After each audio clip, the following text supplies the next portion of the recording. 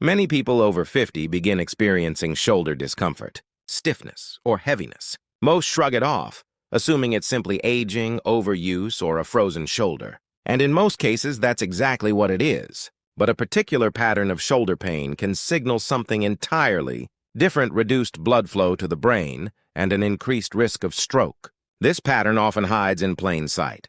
Because it doesn't feel like a brain problem, it feels like orthopedic pain.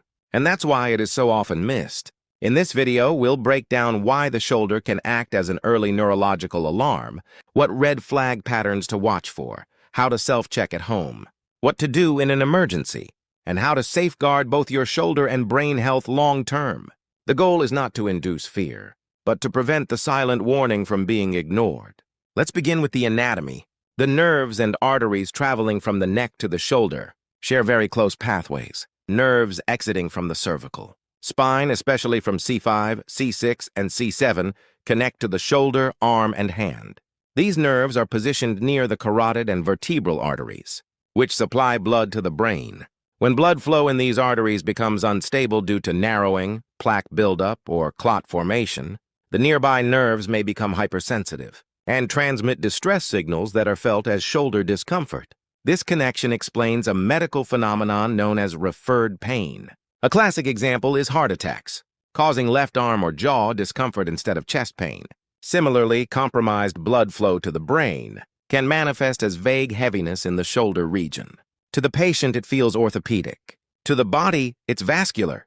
Retrospective studies and clinical observations reveal an interesting detail. When doctors interview stroke patients after the event, many recall unusual shoulder symptoms 3 to 7 days prior. This window is crucial. It represents a final warning period, short, subtle, and easy to dismiss. But if recognized and evaluated, that warning can sometimes prevent a major stroke entirely. What does the dangerous pattern look like? The first sign is persistent. Heaviness described like a weight, stone, or sandbag resting on the shoulder. It lacks the sharp stabbing sensation, typical of tendon tears or acute muscle strain. It is diffuse and deep, difficult to pinpoint with a finger, and strangely stubborn. The second red flag is worsening at night, especially between 2 a.m. and 4 a.m. During sleep, blood pressure naturally decreases and circulation slows. If brain-supplying arteries are already narrowed, the reduction becomes more pronounced. The muscles and nerves around the neck and shoulder become comparatively deprived of oxygen, causing the heaviness to intensify. Many patients later note that nighttime was when the pain felt heaviest or most uncomfortable. Third, the pain barely changes with movement. Orthopedic conditions like adhesive capsulitis or rotator cuff injury flare during specific movements, such as lifting, rotating, or reaching behind the back. Circulation-related pain tends to feel the same, whether the arm is up, down, forward, backward, or resting. Massage may feel temporarily soothing, but does not fundamentally change the sensation. Fourth, stiffness and tension between the neck and shoulder, often on a single side. This area reflects the path of the carotid artery and cervical nerves. Patients sometimes say they have difficulty turning their head fully to one side, or that the transition slope from neck to shoulder feels unusually rigid or knotted. Fifth, subtle neurologic sensations: tingling, numbness, or slight weakness in the wrist or fingers on the same side. This may affect the outer wrist, ring, finger, or little finger, regions connected via cervical nerve pathways. These sensations are easy to minimize because they are mild and intermittent, but their presence adds diagnostic weight. Sixth, poor response to pain medication. Muscle inflammation often improves after anti-inflammatory drugs. Circulatory pain frequently does not, when relief is minimal after 1 to 2 hours, and remains minimal across several days.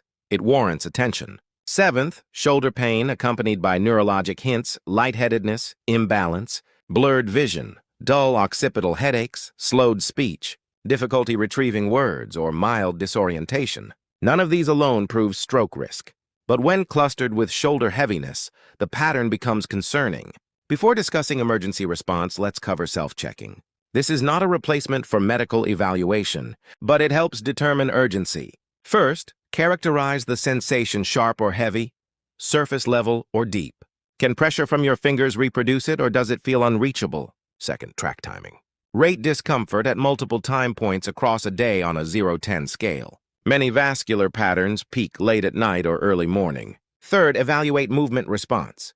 Compare both shoulders through slow, controlled motions. If only one position produces pain, the cause is more likely orthopedic. If nearly all positions feel similar, the suspicion shifts toward a vascular component. Fourth, check partner symptoms in the same side hand and wrist. Consider whether dizziness, balance difficulty, or concentration issues accompany the discomfort. Fifth, evaluate medication response. If common painkillers offer little relief, especially when combined with nighttime worsening, a vascular cause climbs higher on the differential. So when should someone go to the hospital?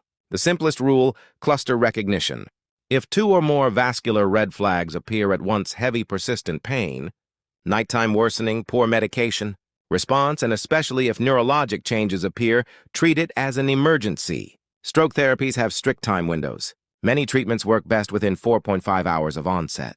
Given travel and triage time, aiming for hospital arrival within about 3 hours is ideal. Communication matters. Instead of "my shoulder hurts," try "for several days. I have had heavy shoulder discomfort that worsens at night." Painkillers don't help. "Today I feel dizzy and weaker on the same side. I'm concerned about a vascular issue." This phrasing prompts vascular imaging, such as carotid ultrasound, CT angiography, or MRI. During transport, avoid forceful neck stretching or massage. If an unstable clot is present, pressure might dislodge it. Do not self-administer aspirin unless previously instructed for similar situations. Family members should observe facial symmetry, arm strength, and speech, and record the time symptoms began. Critical information for medical teams. Now, prevention. Most people would prefer shoulder pain never reach a vascular warning stage. Prevention begins with knowing your numbers: blood pressure, fasting glucose, HbA1c, LDL, HDL, and triglycerides. Hypertension, diabetes, and dyslipidemia damage arteries silently for decades. When corrected, stroke risk falls dramatically. Screening tools offer additional clarity.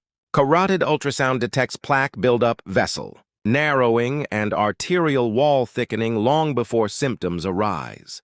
It is painless and radiation-free, suitable every 2-3 years for people with risk factors. Brain MRI or MRA goes further, detecting silent strokes and circulation deficits. While costly, it is worthwhile for those with family history, prior mini-strokes, or suspicious patterns. Cardiac evaluation is crucial as well. Irregular rhythms, particularly atrial fibrillation, can form clots inside the heart that travel to the brain. Electrocardiograms and echocardiograms help detect these risks. Before catastrophe occurs, lifestyle factors remain the greatest leverage point. Hydration prevents blood from becoming overly thick. Aim for around 1.5 liters daily, unless medically restricted, and drink a glass soon after waking to dilute overnight concentrated blood. Diet matters. Reducing salt lowers blood pressure and inflammation. Cutting refined sugars reduces vascular damage. Increasing vegetables, fruits, whole grains, nuts, and fish strengthens arterial health and stabilizes metabolism. Movement protects metabolic health and circulation.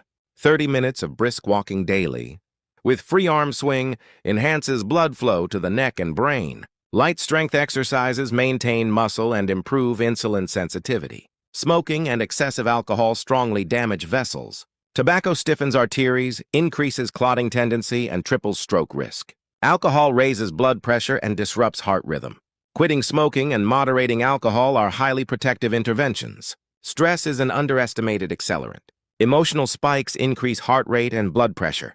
Chronic stress accelerates vascular wear. Simple practices, slow breathing, stretching, light music, journaling shift the nervous system toward balance. The 6-second pause helps diffuse emotional spikes before they become physiological stress. Finally, gentle shoulder and neck exercises help maintain local circulation and flexibility. Shoulder rolls, neck tilts, and shrug and release motions can be done daily. But a critical reminder if vascular warning signs are suspected. Evaluation should precede exercise. To summarize, most shoulder pain is benign, but several patterns should never be ignored: persistent heavy pain, nighttime worsening, minimal medication response, single-side stiffness, tingling in the hand, dizziness, imbalance, headache, speech changes, or weakness. In such situations, thinking beyond the shoulder may be life-saving.